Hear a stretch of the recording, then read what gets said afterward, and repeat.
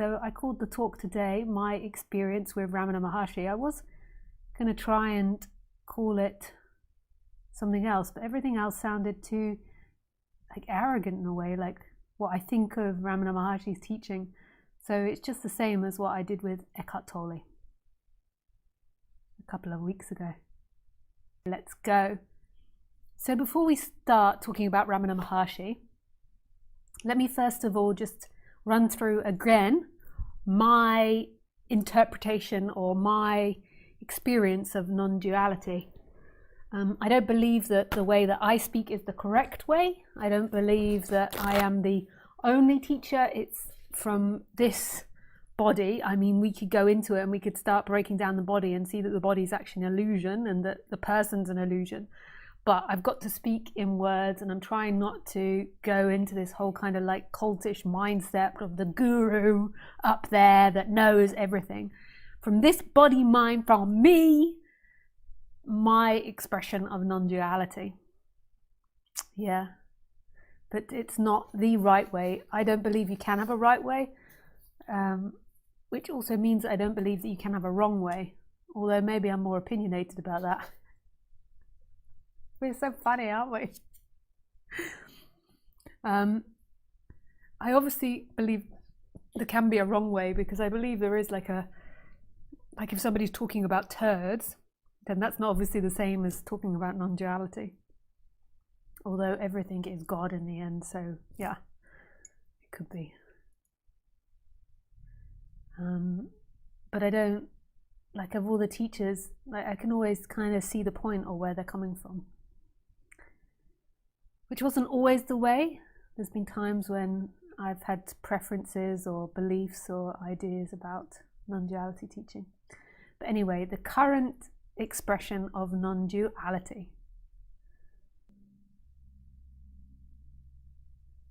So to me, non-duality is the expression from not to.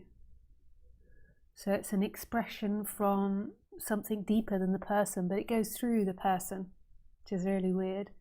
But it's coming from a place, like a deeper place than a personal identity that is moving through time.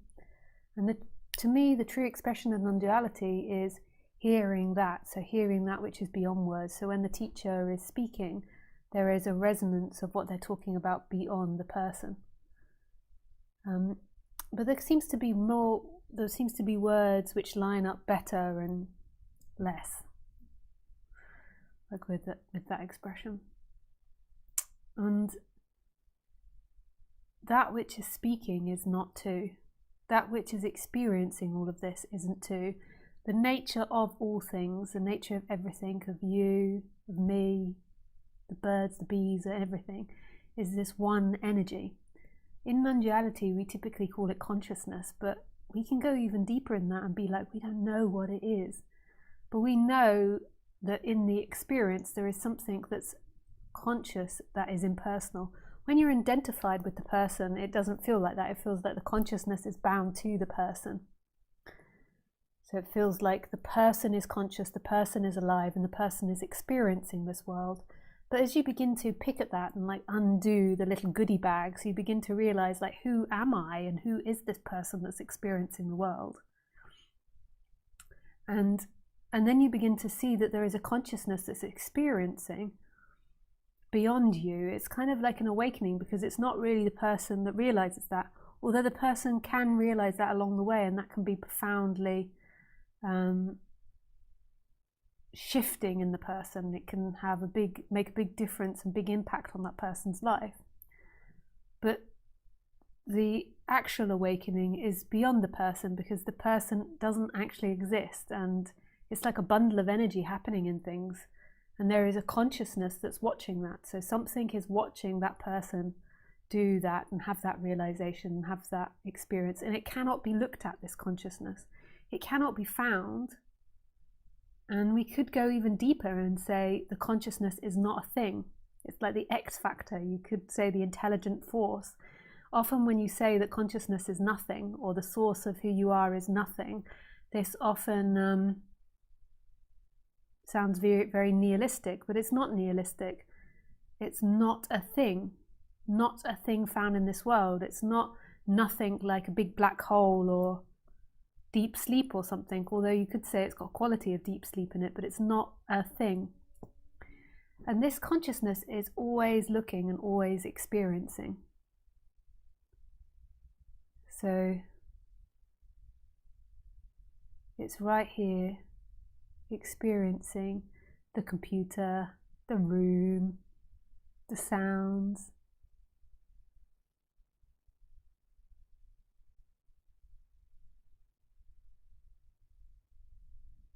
The sofa, the room,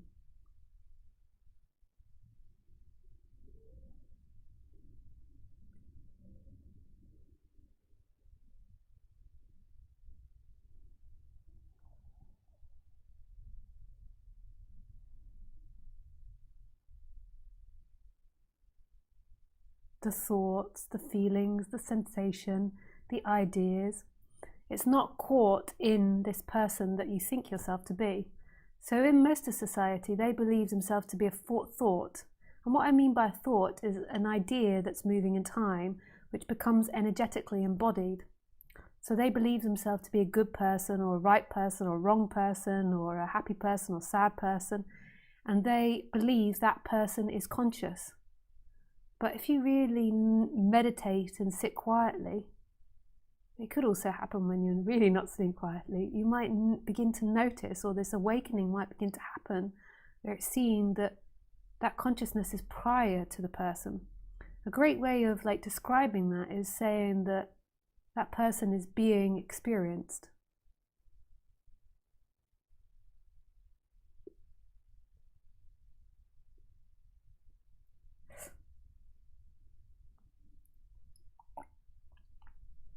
So that person is being experienced. It's not experiencing. And you can notice that because you can notice that everything about you is being seen by something, and who and what is it that's seeing. So you might hear lots of non-duality teachers also saying that consciousness is an illusion, but don't jump too quickly. It is, we will break it down to being an illusion as well, but don't stay there without really seeing the consciousness part first, because that's what helps you see not two-ness. I used to be like that. I wanted to go to the end point instantly without learning the rules of the game. When my partner teaches me a new board game, you might have seen me sitting in front of our board games. I really like board games. I only discovered them latterly in life, and I love it. And when he teaches me a new game, there's such an urge to skip and be go, go, go, start playing, without listening to all the rules. I don't know if anyone else experiences this, and nobody explains it's I really want to hurry the process up. And there's nothing to be in a hurry about. This is really beautiful, this consciousness teaching. It's super beautiful. What is it that's looking at the eyes now? And this is what people call the absolute. It's that which never suffers in all experiences.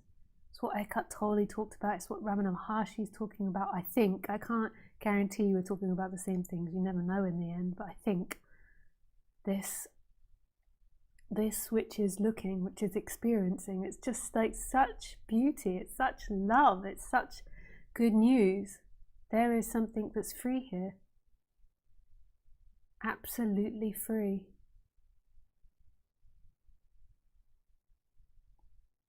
And it doesn't need anything. It's not asking for anything.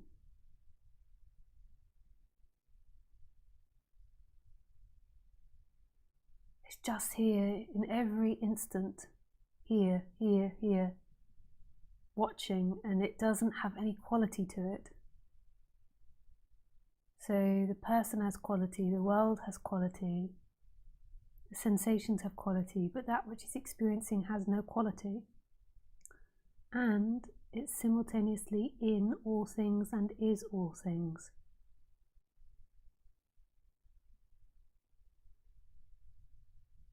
Isn't that amazing news?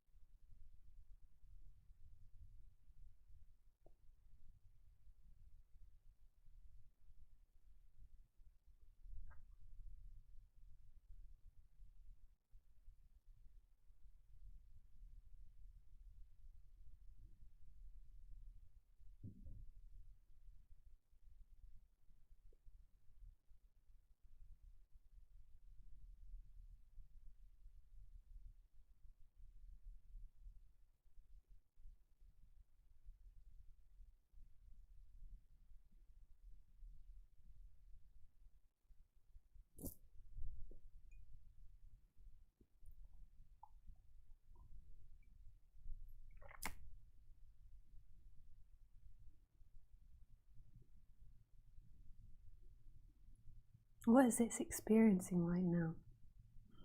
What happens in the person also is this seeking energy,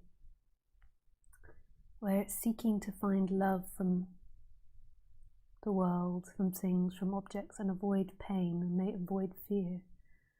And it's constantly in this loop of trying to get to love and avoid fear, trying to find home in the flow of things, whereas home is in the consciousness, home is the absolute.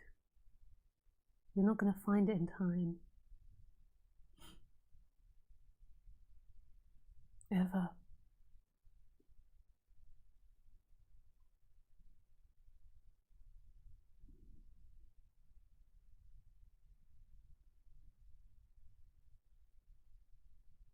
Okay, so we can move to some Ramana Maharshi quotes. So in the YouTube chat, you can put in Ramana Maharshi quotes or what you like when he speaks, or chat or anything that you want me to read out about Ramana Maharshi or ask questions about it. So my experience of Ramana Maharshi. So I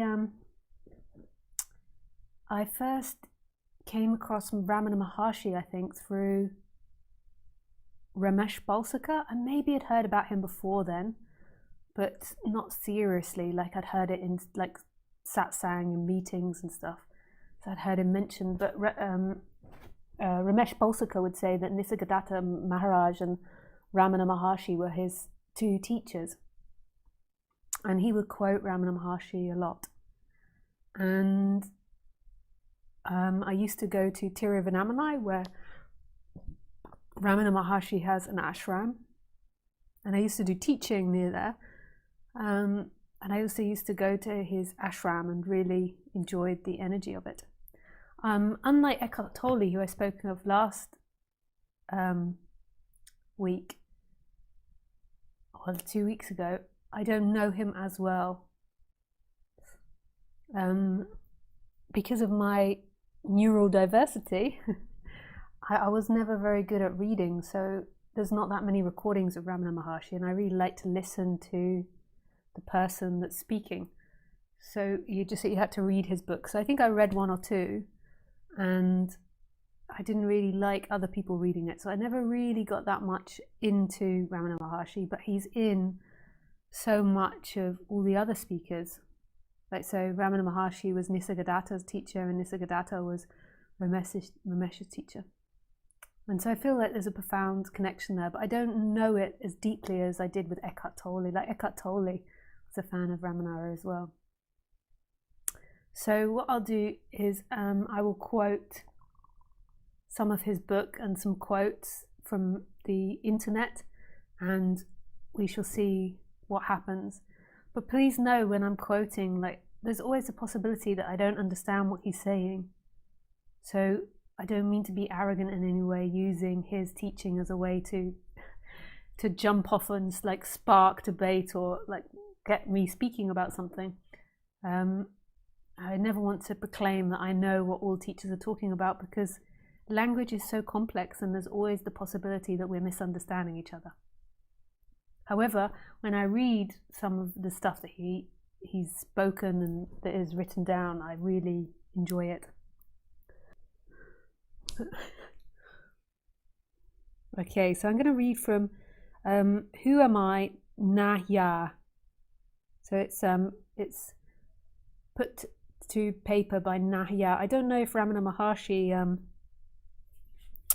I don't know if he spoke in English in this book, or it was translated. That makes quite a big difference, translator. I know that from my books, that it's quite a huge difference. Okay, so I'll just read it out and then we can talk about it. So you can write questions in Skype, which I haven't opened yet, or you can write questions in the YouTube chat. Yes.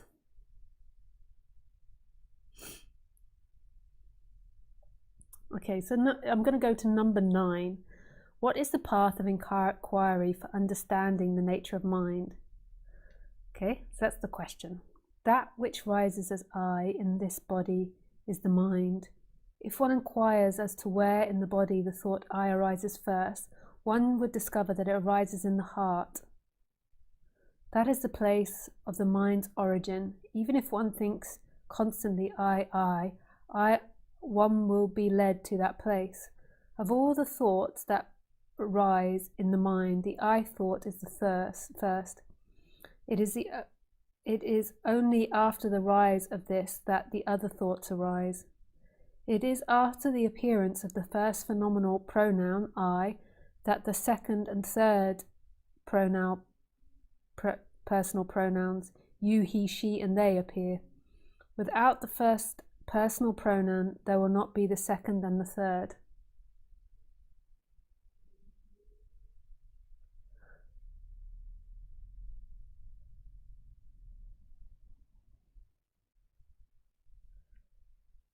So to me, that's really beautiful.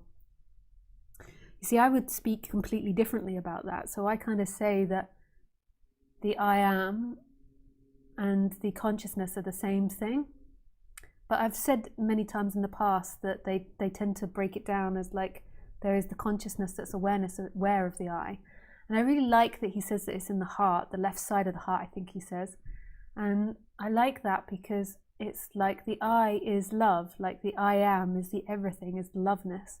But just see how differently we express. So he expresses it in that manner, and I express it in my manner. And even though I read this, I don't think I'll change the way I express it, but I totally don't disagree with that or my way of speaking about it. I think it's really beautiful because the I, to me, is love. It's like the everything part of life. It's like I am. And I just don't feel, in my way of looking at things, that you can break it down like to that. As soon as it goes into I am this or he or she, the third, the fourth, the fifth thing, then there's the separation. But I feel like when the I am arises, if there isn't a moving from that I, then there isn't separation. And I don't know, like I wouldn't say that about the mind being in the heart or anything like that, or it being a thought. I wouldn't know what that first feeling of I am is, but I'm happy to call it a full thought because I don't know in the end. It's something that seems to arise in this, and in a way you can say there is a consciousness of it, but then the consciousness in the I, like you disappear so deeply into it that there is no I and there is no consciousness. There is this no thing appearing as everything, which is love. It's so complex. I'm not going to make it easier by blabbering on because I want to read more. Okay, so there's a quote that says, "Just drop all seeking, turn your attention inward, and sacrifice your mind to the one self radiating in the heart of your very being." So again, I wouldn't speak like this, but I don't have a problem with it. I think it's more descriptive than it is prescriptive, because everything begins to break down, like who is the person that would sacrifice their heart. But yeah, it's like that's the way it seems to be. Like I went to India and I totally dedicated myself to the subject and went deeper and deeper into seeing that there is no me, and that the true essence of everything is the quality of oneness, not two. And it's freedom. And it's the nature of all. It's so beautiful. Okay, I get confused as to what to tap on.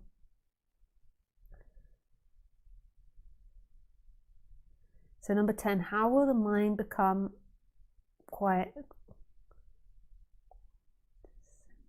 Quintessent, still. How will the mind become still? By the inquiry, who am I? The thought, who am I, will destroy all other thoughts. And like the stick used for stringing the burning pyre, funeral fire, pyre is funeral fire, it will itself in the end get destroyed. Then there will arise self-realization. I mean, just can't you hear, like even in just reading the words, like the love, like who are you? So go for it. Like I don't have a problem at all with a self-inquiry. I never used to really do it in that manner, but it's true. Like, who are you? Like, right now, who are you? Are you your thoughts, your feelings, your ideas, your sensations? Like, who are you right now? What is left when you take away every thought about you?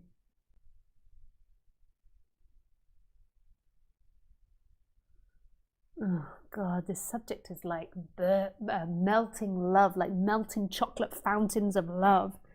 You know, like the fondue, like chocolate.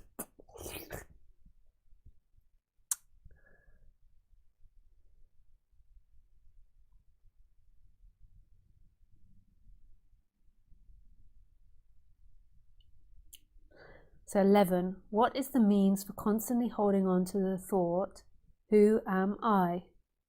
That's the question. When other thoughts arise, one should not pursue them, but should inquire, to whom do they arise? It does not matter how many thoughts arise. As each thought arises, one should inquire with diligence, constant effort. To whom has this thought arisen? The answer that would emerge would be, to me.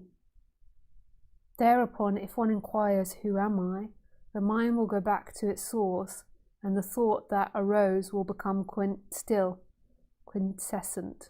Why? I'm not sure how you say that word. Still, with repeated practice in this manner, the mind will develop the skill to stay in its source. When the mind that is subtle goes out through the brain and the sense organs, the gross physical names and forms appear. When it stays in the heart, the names and the forms disappear. So beautiful. Man, I'm just going to melt. How am I going to manage this talk?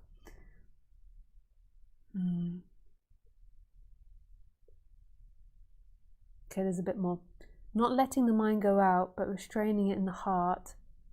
Retaining it in the heart is what's called inwardness, antamutka. Letting the mind go out of the heart is known as externalization, baharamutka. When the mind stays in the heart, the I, which is the source of all thought, will go, and the self, which ever existed, will shine. Whatever one does, one should do it without the egoti I. If one acts in that way, all will appear as of the nature of Shiva. Yeah, that's so beautiful.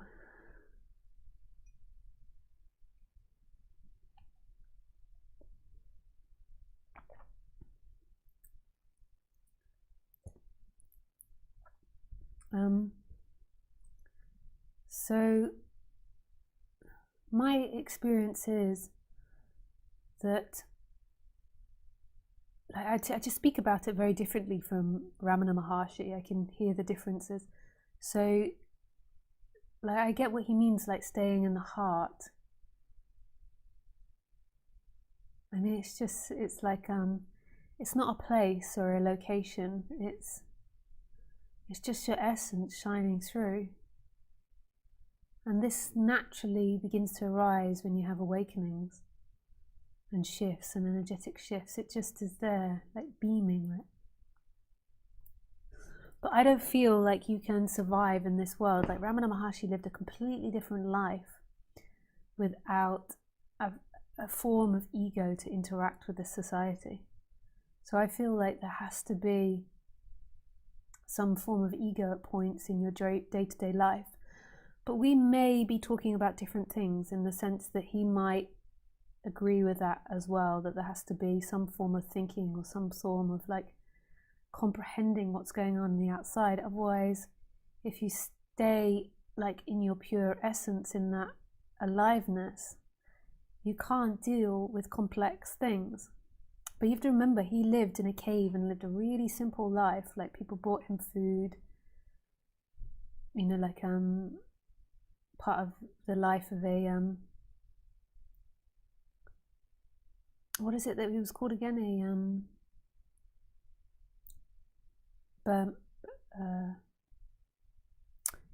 the holy man, I've forgotten the name of it in India.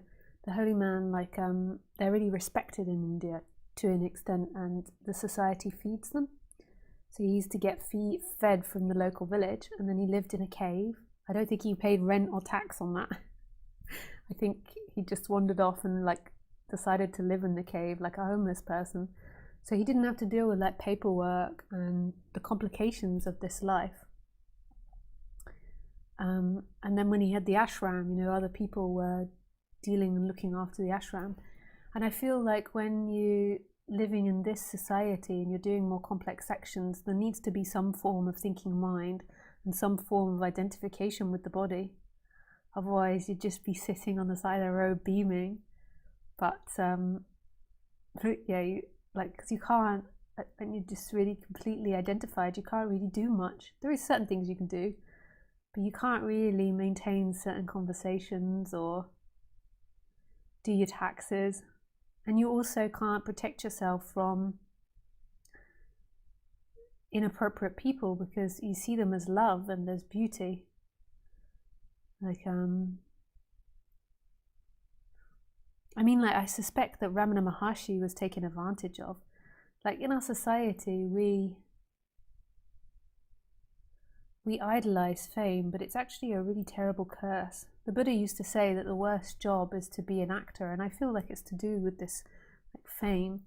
So nobody really wants to be famous. So Ramana Maharshi, these people started gathering around him, and then there was an ashram created, and then people would come to him.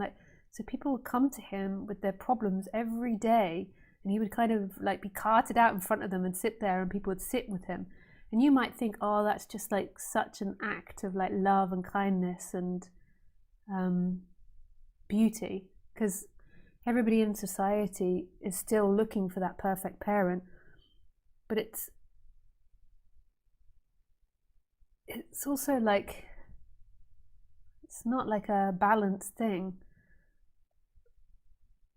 I just think that fame and what's happened in the last 200 years is not a balanced thing. It's all right, like with certain people going to him, but he had like hundreds and thousands of people coming to him. And even if you read some of his writings, he's like, why are you still coming? I've said everything. But people didn't listen, and they still would all queue up for his blessing. And like, I'm sure he didn't want it, and it was draining on him, and that people around him were taking advantage of him, but he most probably couldn't even see that. Like, because yeah, you get this like idolization, and you want, you know, like you want to be around it all the time, so then you create an ashram, and then there has to be money, and then there has to be people coming and promotion, and you know, when you're in that blissful state, or that free state, it's very difficult to discern these types of things and discern whose interests are more expansive or not expansive.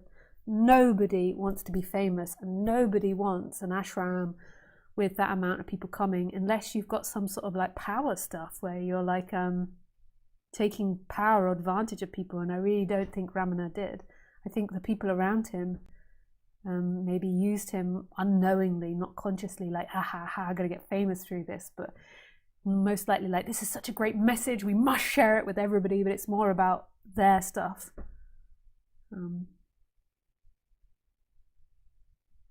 Yeah.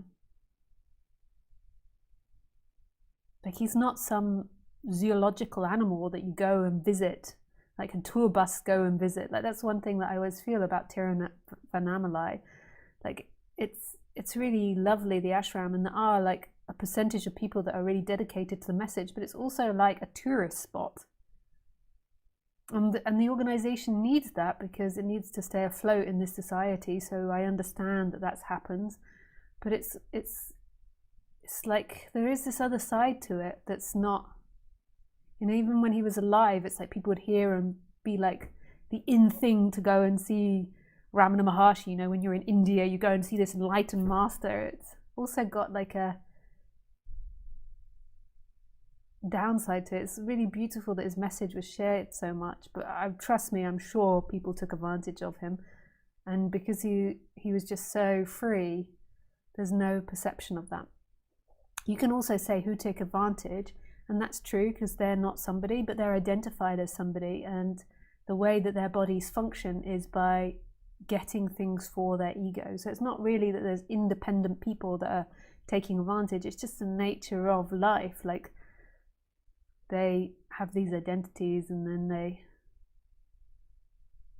see this thing, and then they want to make this thing something. The more special my teacher is, the more special I am. Yeah.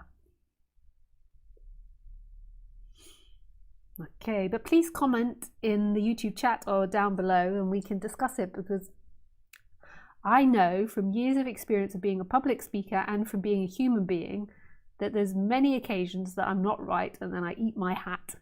Like, somebody said that in one of the YouTube comments I saw from last video, that I'd said stuff about like comparing rape to what animals do to each other or something, and I don't even know what I said. I don't go back and listen to the videos, but like, whatever I said, if it was offensive, like, I really don't mean it to be offensive, and I'm so happy for you to write comments and educate me on things kindly, not rude and through aggression, but kindly about things that I might have said, because I can always expand and grow on the human level.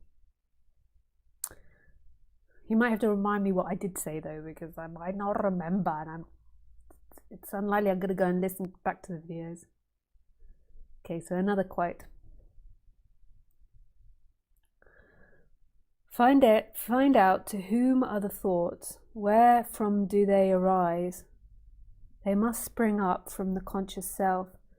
Thereafter the realization of the one infinite existent becomes possible. Just read that again because it's a little complex. Find out to whom are the thoughts, where from do they arise? They must spring up from the conscious self. Thereafter the realization of the infinite existence becomes possible. Which is so true. Like, where do thoughts come from? We think they come from here, but are you sure that that's not just a projection of the brain? Like, where do they come from, and who are you without thinking?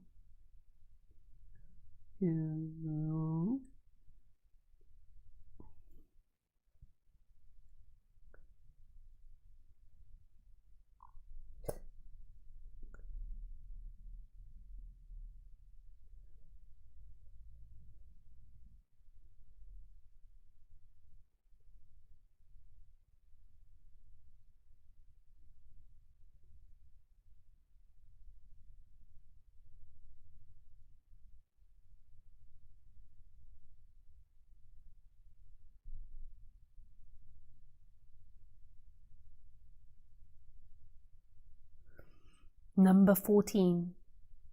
Is it possible for the residual impressions of objects, residual, not residential, residue impressions of objects that come up from the being beginningless time, as it were, to be resolved, and for one to remain as pure self? Is it possible for residue impressions of objects that come from the beingness time, as it were, to be resolved, and for one to remain as pure self? Without yielding to the doubt, is it possible or not, one should persistently hold on to the meditation on the self. Even if one be a great sinner, one should not worry and weep, "Oh, I am a sinner, how can I be saved?" One should completely renounce the thought, "I am a sinner," and concentrate keenly on meditation on the self alone. Then one should surely succeed. There are not two minds, one good and the other evil. The mind is only one. It is the residual impressions, thoughts, that are of two kinds.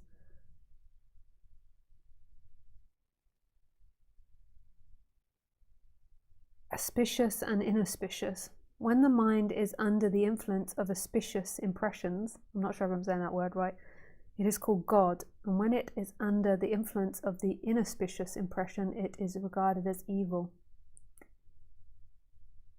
The mind should not be allowed to wander towards worldly objects and what concerns other people. However bad other people may be, one should bear no hatred for them. Both desire and hatred should should be avoided. All that one gives to others, one gives to oneself. If this truth is understood, who will not give to others? When oneself arises, all arises. When one's self becomes quintessential still, all becomes quintessential. To the extent we behave with humility, to the extent that there will result good. If the mind is rendered quiet, quintessent, one may live anywhere.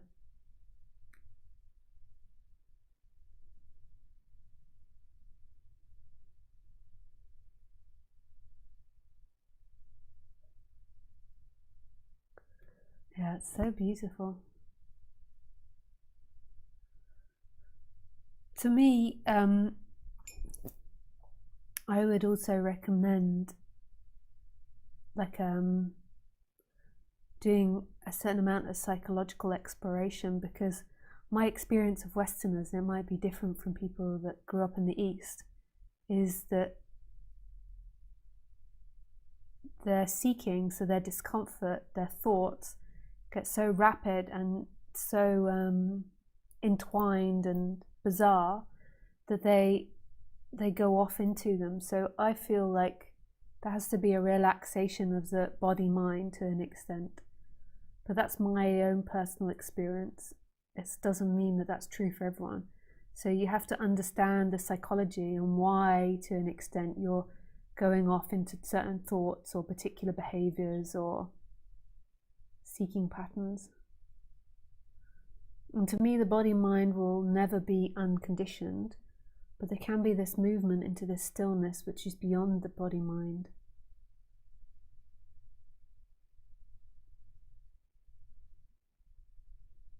Yeah, it's so free.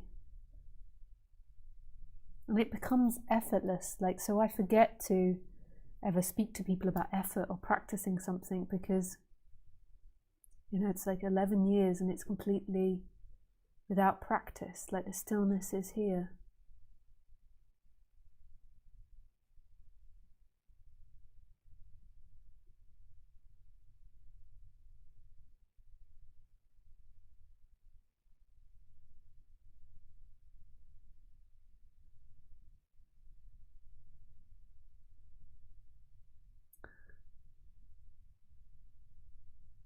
I mean, there's practices that I do, but I see it as more as like health for my body, like sitting quietly and do breathing exercises. I do walking in the forest barefooted. So it's really, I don't think about advising people to stay in the I am or stay in the consciousness, because also to me it's like, who would do that? That seems like quite an absurd idea. But when there's somebody there, the person is always looking for something to do, and doing that is so healthy and so much better than binge watching Netflix or arguing with your partner or like running around doing things or trying to be the most successful at something. Because when the seeker's there, it's going to seek to do something to feel better if it feels uncomfortable. So my recommendation is like putting your attention back into attention, and then also like examining what draws you into big or elongated seeking patterns and stories. But with the knowledge, that's not prescription, that's a description of something that happens, because who would do all of that? Who are you to do that?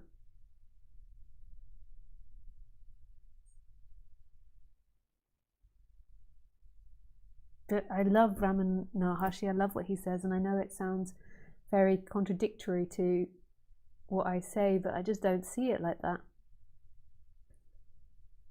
Okay, so that was carried on, this chapter, I didn't finish it. The mind should not be allowed to wander towards worldly objects and what concerns other people. However bad other people may be, one should bear no hatred for them. Oh, I've already said that. No, I did read it. There is a state when the world ceases and silence prevails. Silence is the ocean into which all rivers of all religion discharge themselves. It is the speech of the self, that which is silence. Yeah. I mean, what more can I say on that? I don't have any sense that is wrong. It resonates in my heart. It's completely different from the way I speak, but it doesn't mean that it's wrong. That's the way this is. Words aren't it.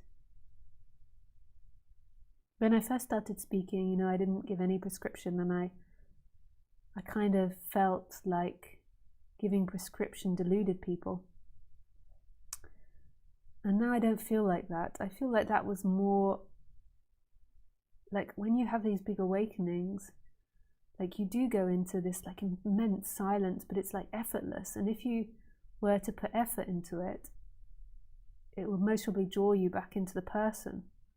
So, but maybe not, but you don't have this sense. So you're speaking from that place, like where you don't have this sense of putting effort or not effort. It's like irrelevant. It's like here.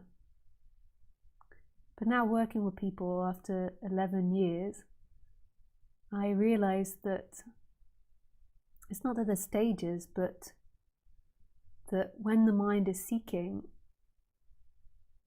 it needs to do things. If it doesn't do these things, then it's going to do things that are most probably way worse for it.